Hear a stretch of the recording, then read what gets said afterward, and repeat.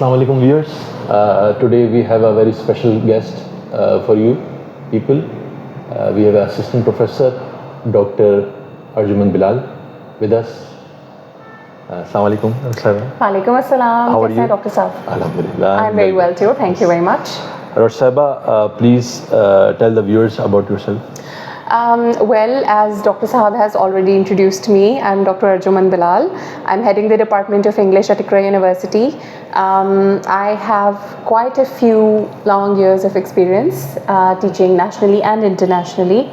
And well, yes, that's pretty much it. Yes. Great, that's great. Dr. Saiba, please tell us how English language learning is different from other languages. Okay, see, this is quite a technical question. Yes. But then when we teach students at university level or even at college or school level, what happens is that they say that learning English is very troublesome and that we have a lot of problem, we can't do it, while we are very fluent with our, say, Urdu language or any of the regional languages that we speak. So my answer to them is that English is difficult because there is a concept in linguistics that we call language learning and language acquisition. So when it comes to language acquisition, that means that the language comes to you. Whatever is being spoken at your home, whatever is being spoken in the society, a child automatically adapts it. Not adapt it, they adopt it. So when they adopt it, the language comes to them, which is why you would see that there are so many people who speak very nice Urdu, but when you ask them about any of the grammatical rules, they tell you, oh, we don't know.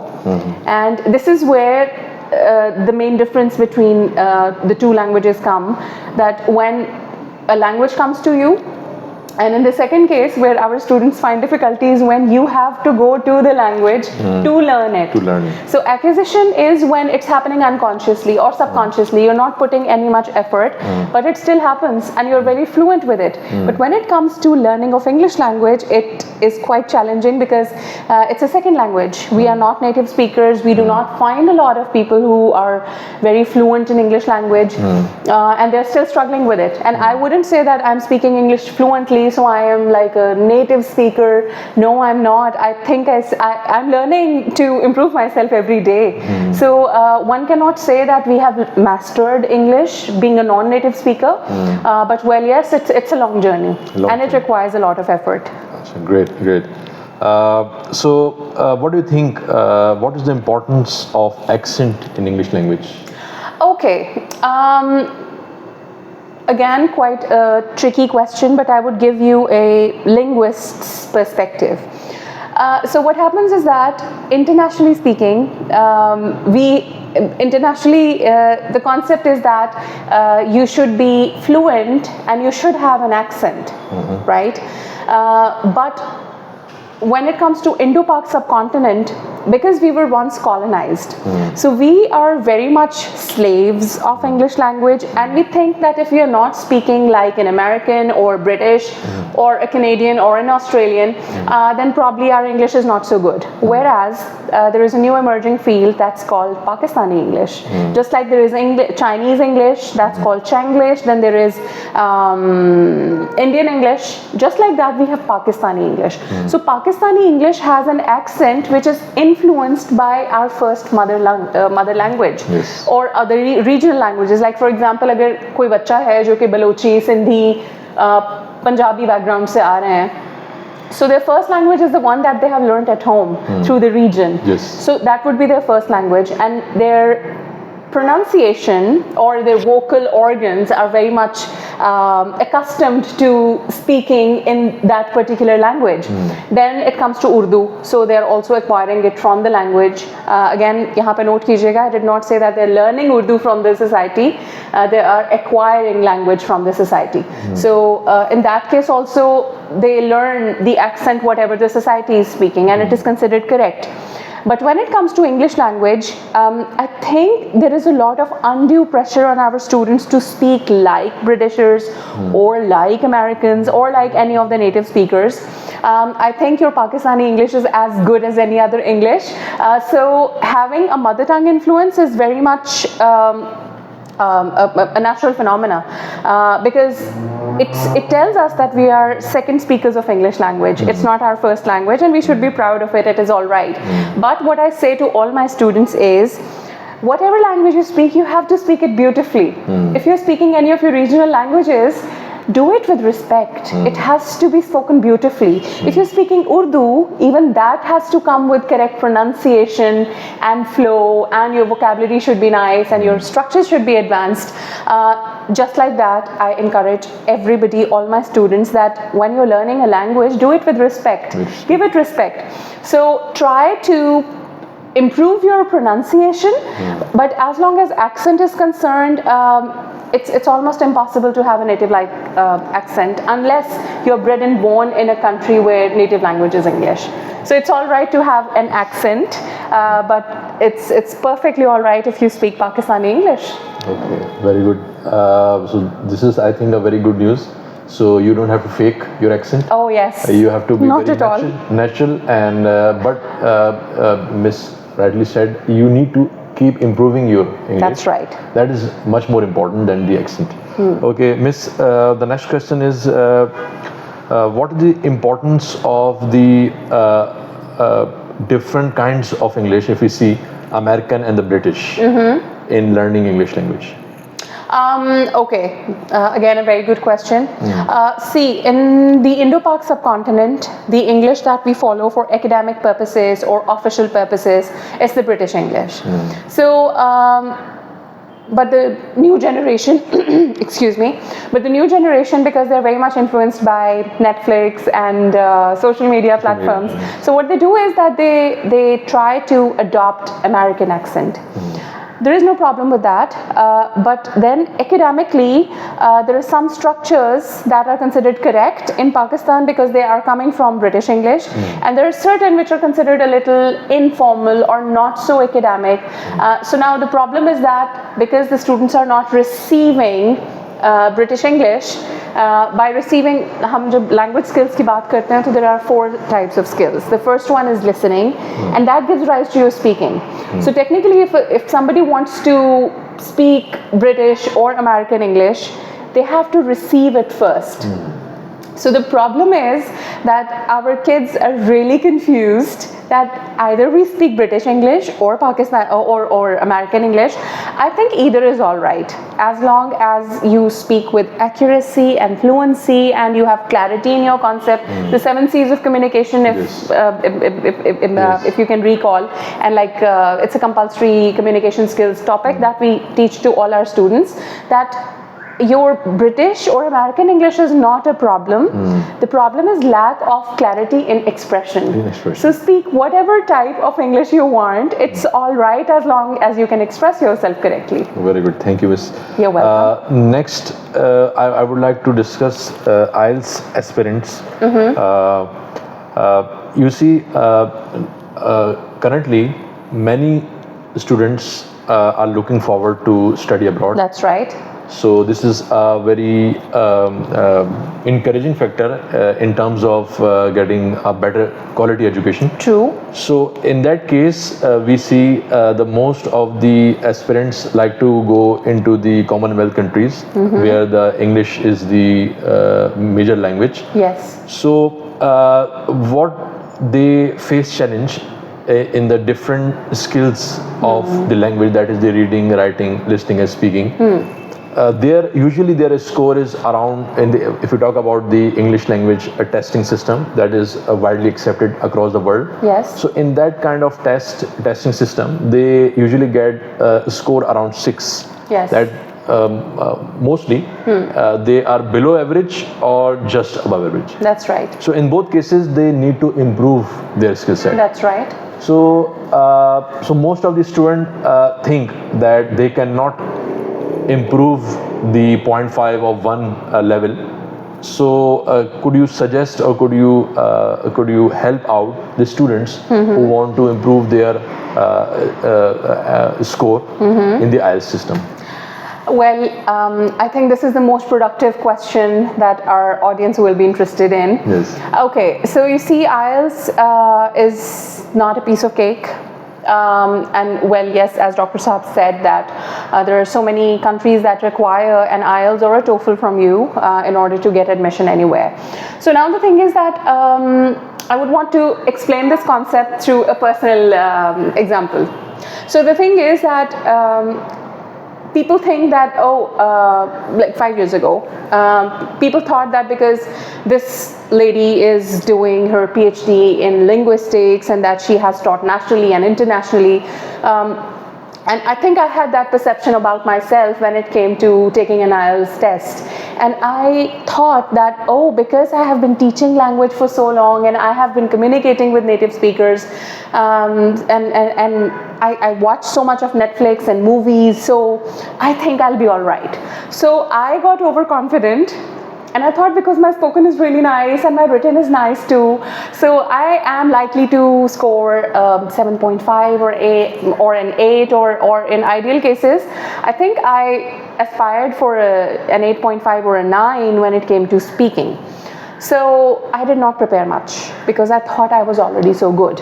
However, when I appeared in the exam, like the accumulated score that I got was a 6.5, and that was more like an insult to me, thinking that, I thought I knew it. And then I consulted a friend. Many people suggested that, maybe you should go to an academy that teaches IELTS, all 4 modules, starting from listening, speaking, reading, and writing. But I said that, no, I think I'm really good. And someone suggested that why don't you prepare yourself from YouTube? Because there are quite a lot of good YouTubers who are technically educating you on how to prepare for each one of the modules, the skills and the sub-skills. But the overconfident me thought that because I have been teaching language for so long and I'm so fluent, I don't think I need to do that. So well, the result actually showed that I had not put in enough hard work. But then what happened was that it was more of a realization to me that if somebody apparently seems to be working well with a language, particularly English language, this does not mean that they would actually score well in any of the standardized tests. So I sat myself, I approached certain YouTube channels, which if the audience wants, I can provide you with the names of those channels, but they're not on my fingertips at the moment. So maybe you can ask Dr. Saab later and he will let you know with that. So what I did was that I promised myself, because I took it to my heart that, a 6.5? How am I even going to, although the requirement was to get a 6 or 6.5 was the requirement, but I took it so personally. I thought that, I have broken my own heart by scoring this much. Because I know that average students, when they go without preparation to take the test, they would score 6, 6.5. Yes. Sometimes if they're lucky, 7, not more than that. Yes. So then I sat myself and I promised myself that I'm going to teach myself module wise and skill wise. So there are different channels. Again, we'll let you know the names of those channels. There are certain people who give you tips and techniques. So the first trick is to understand how the test will be.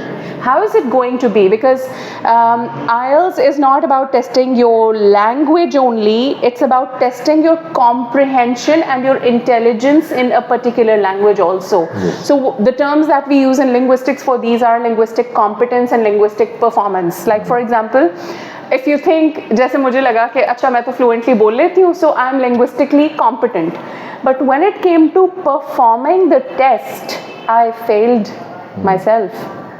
So this is not the case that if you have scored really, like not up to the mark for a certain period of time, you must not think that you cannot improve it because English is not your language anyway, and I was never taught this language, so I don't know, I can't do better. That's not true. You can do better, because the second time I prepared for 4 months. I was doing a full-time job. I was also studying. And I also had home responsibilities, but I promised myself that I will give 45 minutes every day. I would put my phone away, all distractions aside. I would give 45 minutes every day in preparation of each one of the modules for IELTS.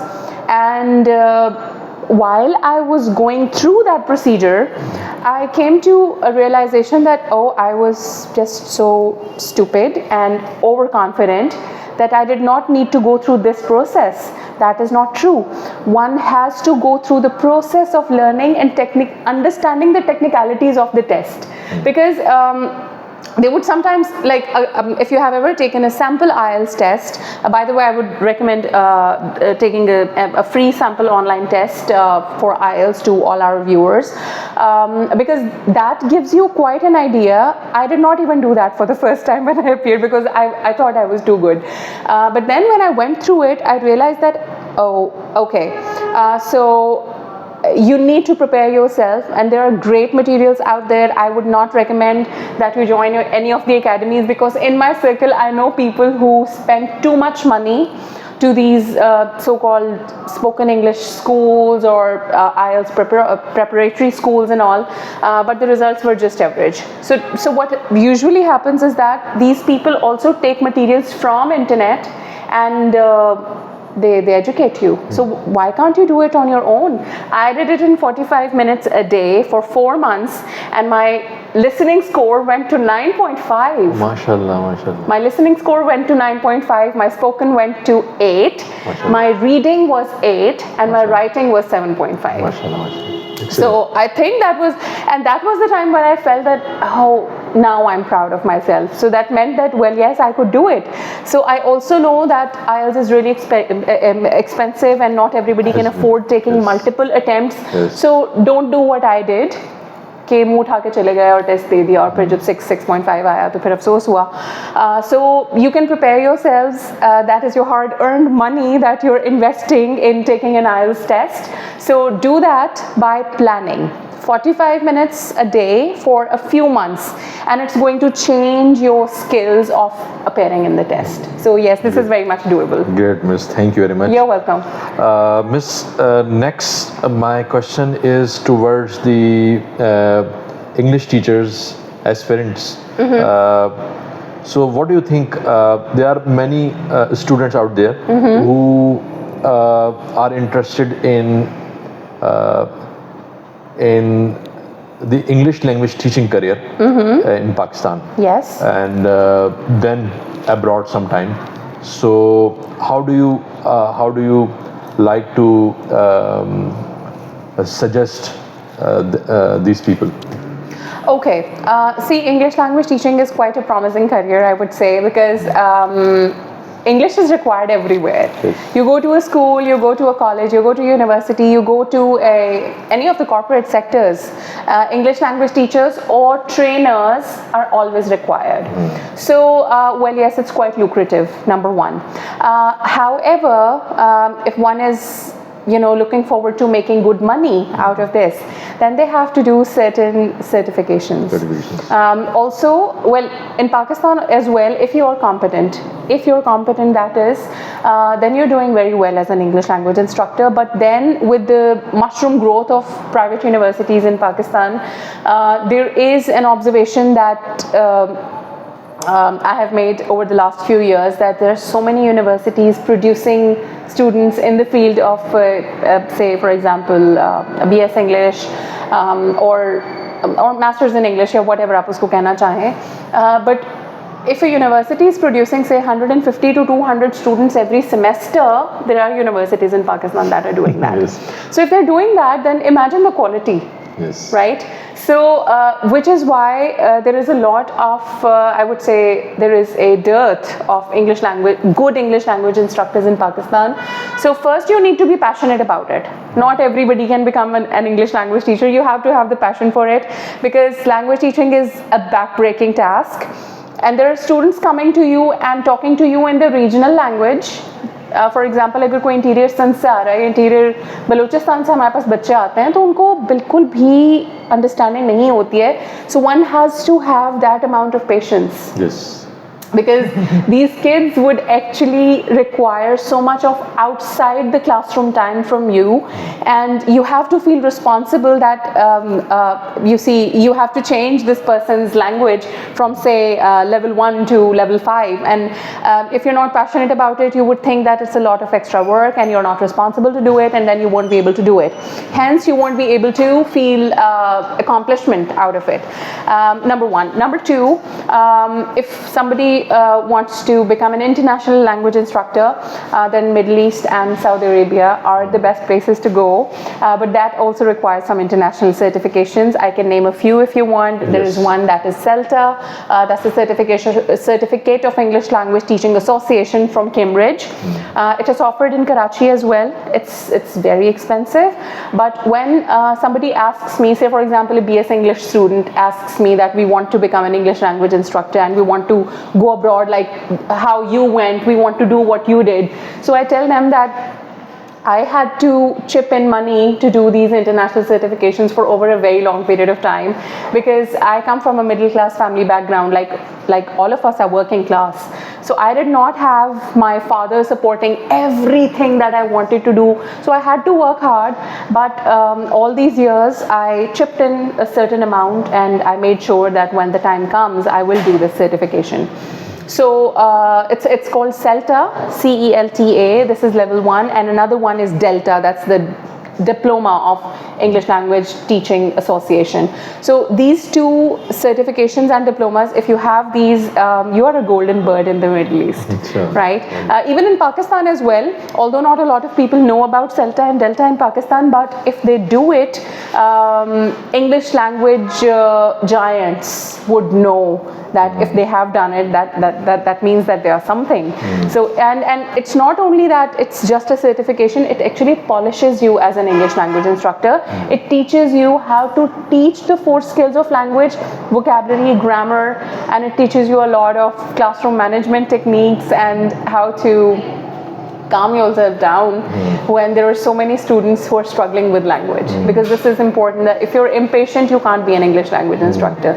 So well, yes, your passion has to be there. You have to be very patient. I think teaching in general requires a lot of patience. Yes, yes, you are correct. yes. So but I think the language teacher's task becomes a little more difficult, because they have to first give them language so that they are able to write something correctly. So, well, yes, so it has quite a lot of, I would say, promising future, but only if you're patient, you're passionate, and you are going in the right direction, only then, yes. Okay, thank you very much, Miss. My last question is, how do you see English language, or the language, particularly the language teaching, is different from teaching any other course? Okay. There is quite a lot of difference actually, because I teach English language courses, or I have taught English language courses in the past as well, versus my area of expertise, that's linguistics. So usually what is happening is that for any other subject, we would go to the class, we would discuss the main concept, and when we have understood, or when we have made sure that our students have grasped the concept, and they're able to write it down or talk about it, say confidently, then we can be sure that, well, yes, they have understood it. When it comes to language teaching, we have to look at their spelling, we have to look at their capitalization, we have to look at the grammatical structures, we have to look at overall clarity, expression. When it comes to, so technically we have to focus on all 4 skills. So, and with those skills, we have to teach them concepts as well. So it's very different, and unless you are properly trained for that, you cannot do it. But anybody can become a teacher, I would say. जैसे आप schools में देख रहे होते हैं, ये भी एक खैर unfortunate scenario है that anybody can become a teacher in Pakistan, which should not have been the case, because even teaching of a non-English language course also requires training, classroom management, and how to prepare your lesson, how to deliver it. Now these are very important skills, but these two are 2 different domains. So you can become a teacher if you are interested in teaching concepts only, and you may be a wonderful teacher, but when it comes to English language teaching, you have to be trained for that.